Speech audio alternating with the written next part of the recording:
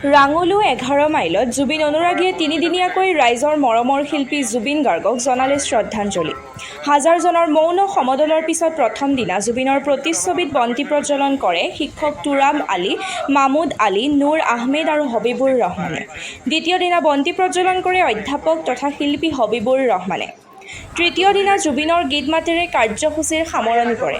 অনুষ্ঠানৰ আঁত ধৰে নাজিৰ হুছেইনে। বিশিষ্ট অতিথি ৰাঙলু আৰক্ষী পহৰা চকীৰ ভাৰপ্ৰাপ্ত বিষয়া ফিৰদৌছ আহমেদ আৰু জ্যেষ্ঠ সাংবাদিক ঘনকান্ত বৰা।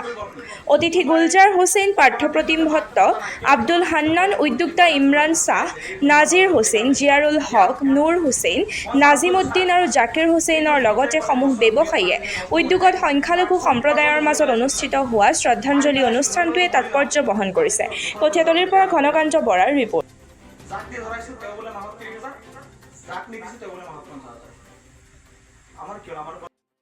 बिन तेरे कभी कल हो ये दिल बन जाए पत्थर न इसमें कोई हलचल हो जन्म पे हाँ इश्क पे हाँ लुटा दो मिटा दो मैं अपनी तुम्ही कसम से हाँ लुटा दो मिटा दो मैं ये हंसती या